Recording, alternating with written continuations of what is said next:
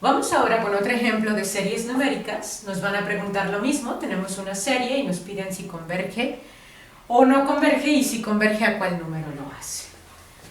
Esta nos va a mostrar una dificultad y, muchachos, la vamos a llamar telescópica y ahorita les explico por qué. Miren, vamos a seguir lo mismo que estábamos haciendo, ¿no? Primero vamos a ver cómo comienza y luego vamos a ver cómo se comportan sus sumas parciales, ¿ok? Aquí nos dice que el contador empieza en 2. Es obvio, ¿por qué? Porque si empezara en 1, esto sería una división entre 0 y no está permitida.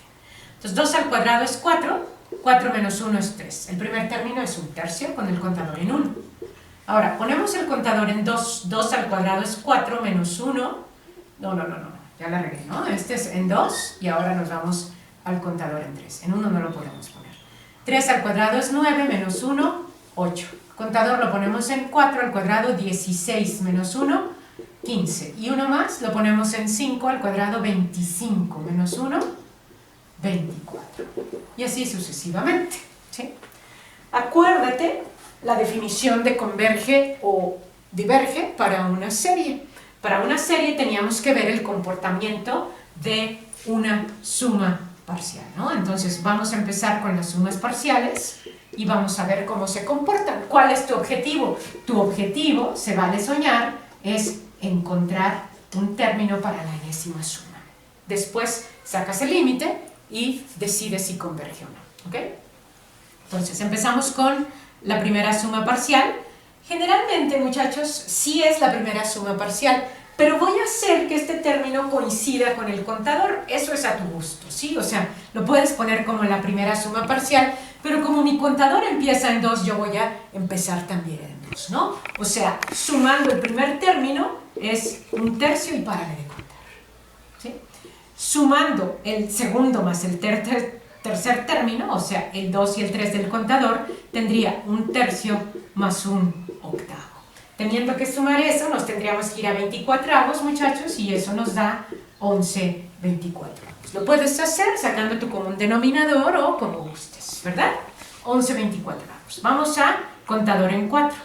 Contador en 4 implica sumar estos tres primeros, los que ya habíamos sumado, 1/3 y 1/8, más el siguiente, que es 1/15.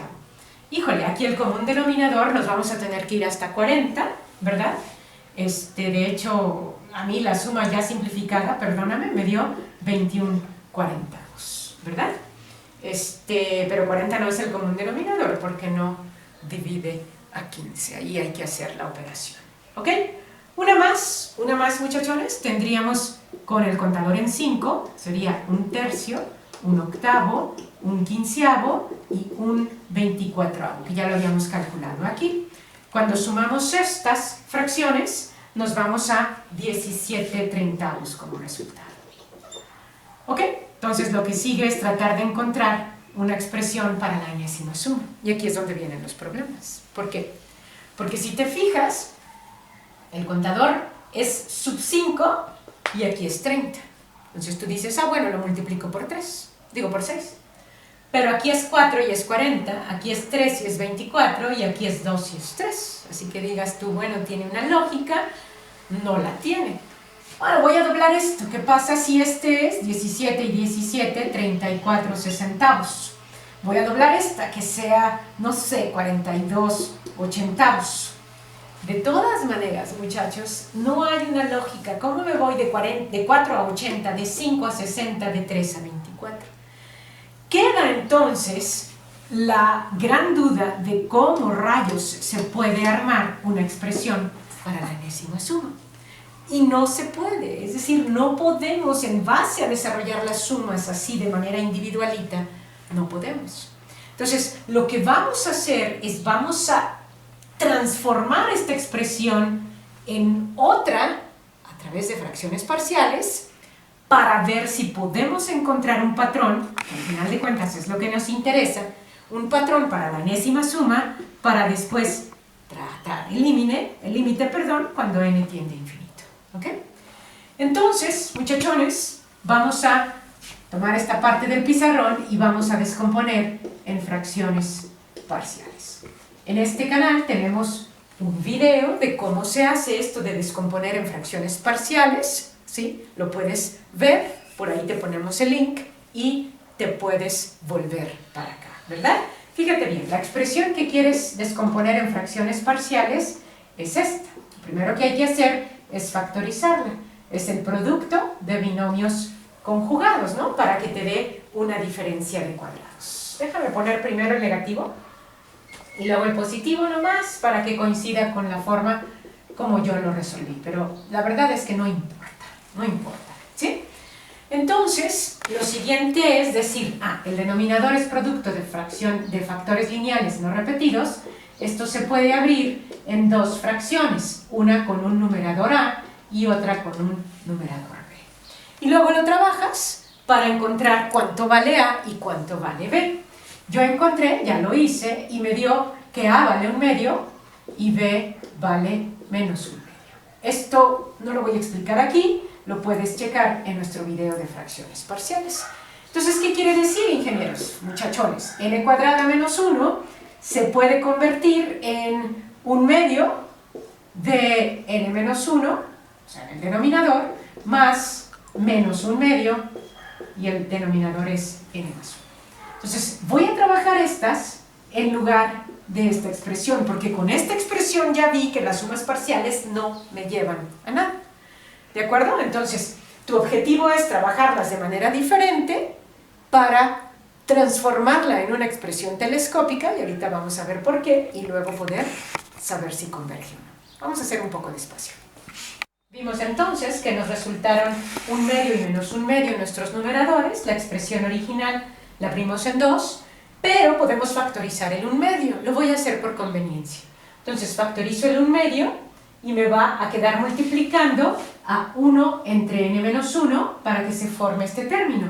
Y también menos 1 entre n más 1 para que se forme este término. ¿Te fijas? El negativo y el 1/2 es exactamente lo mismo.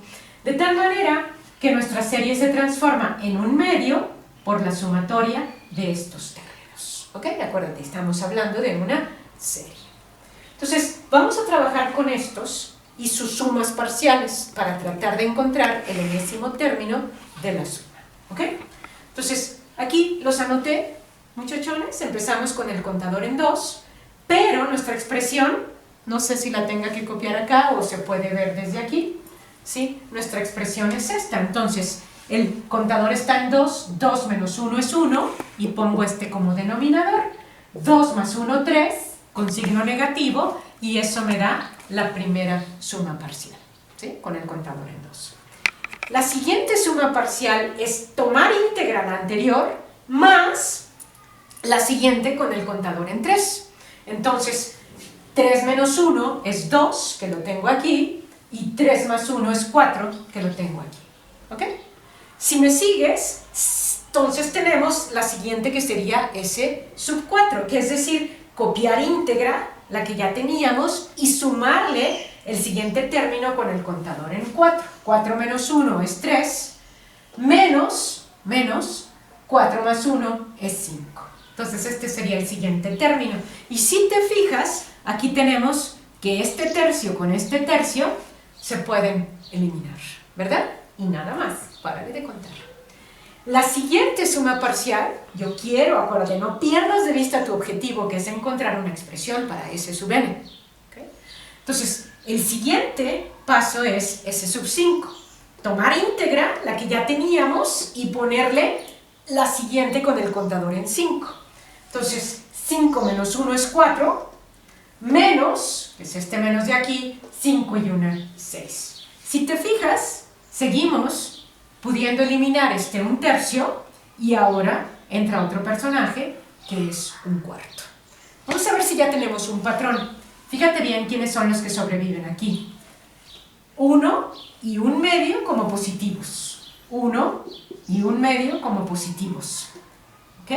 Menos 1/5 negativo y menos 1/6 negativo. 4 términos son los que sobreviven. Vamos a ver el anterior.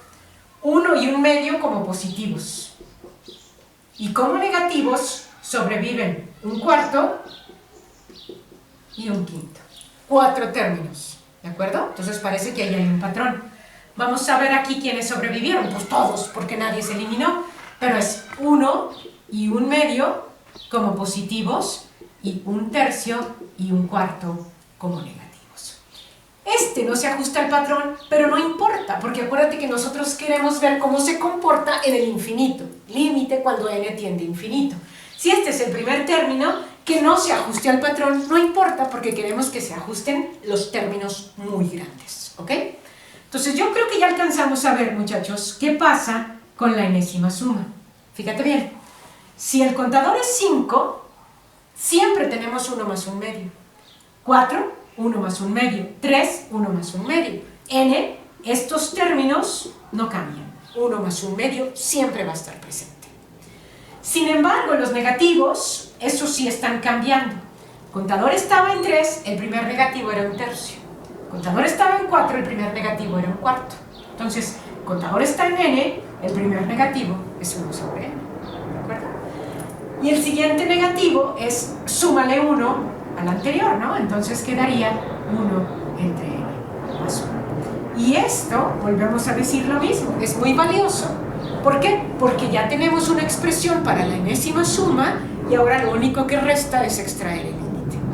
La palabra telescópica, muchachos, tiene que ver con estos paréntesis que vas viendo aquí. Son como los eslabones de un telescopio, que lo puedes extender, así como lo tengo yo, y luego, cuando ya eliminas lo que se puede eliminar, se contrae a una expresión mucho más sencilla. Entonces, por eso se les llama telescópicas, ¿verdad?